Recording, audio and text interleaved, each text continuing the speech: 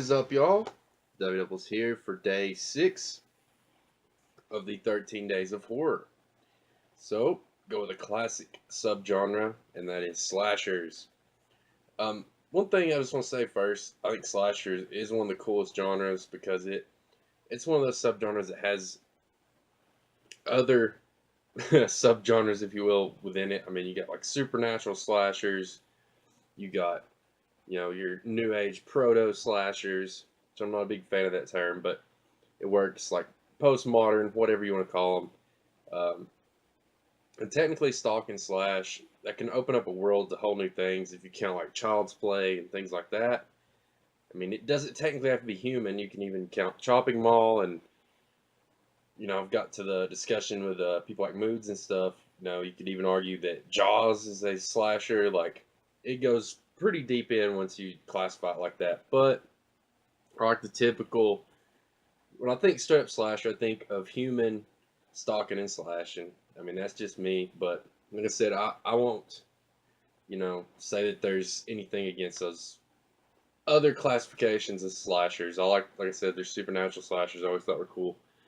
Add different elements. But going the classic straight up one, of course, released by Troma, long out of print, but I got the 88 Films Blu-ray of Graduation Day.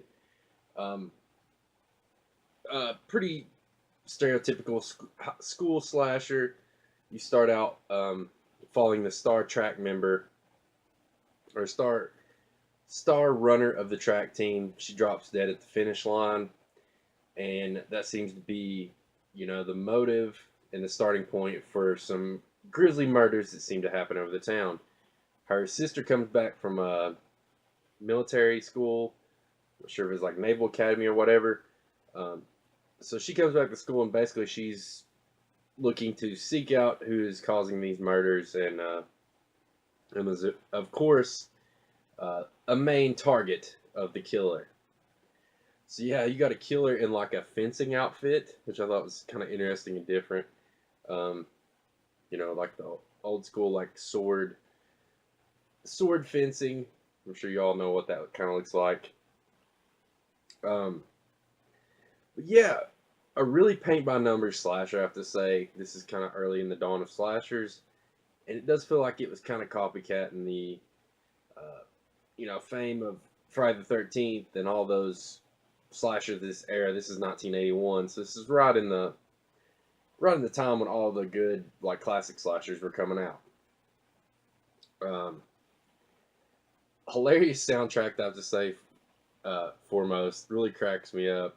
Just kind of almost disco influence some of it, and there's like classic rock and blues. It's just really cheesy stuff. Generic soundtrack that just makes me laugh. So this is pretty paint by numbers and straightforward slasher, though. A lot of the kills, there's nothing fancy there. There's like beheadings and some stab kills, some slitted throats. Not overly gory, though. Decent practicals, nothing to write home about. Definitely not Savini's work, I don't believe, but all right for the time, I suppose. But not, like I said, nothing special or overly gory. Yeah, other than the kind of interesting killer itself, there's nothing really original to write home about it. I think there is a little bit of charm to this movie that gives it an extra few, like a brownie point or two with me. But that being said, it's really just a par slasher, slightly above average slasher. Yeah, I have to give it a 6 out of 10, man. This is just a straight up slasher. Nothing special here. I'd probably rewatch it though. It's not a bad film by any means, but like I said, nothing special. Cool bonus features on this one I have to suggest. There's a Scream Queens documentary about all the Scream Queens of the era, and interviews with Brink Stevens and Linnea Quigley, and plenty of big name actresses. I definitely need to check that out. Cool. There's got some of the Troma bonus features. It looks like that was on the DVD, so that's always a cool plus, and a pretty solid transfer on this one. But yeah, guys, that is Graduation Day from 1981. If you're a huge slasher fan, I'd say give it a watch, but don't be expecting a slasher masterpiece by any means. So, until the next day, y'all, peace.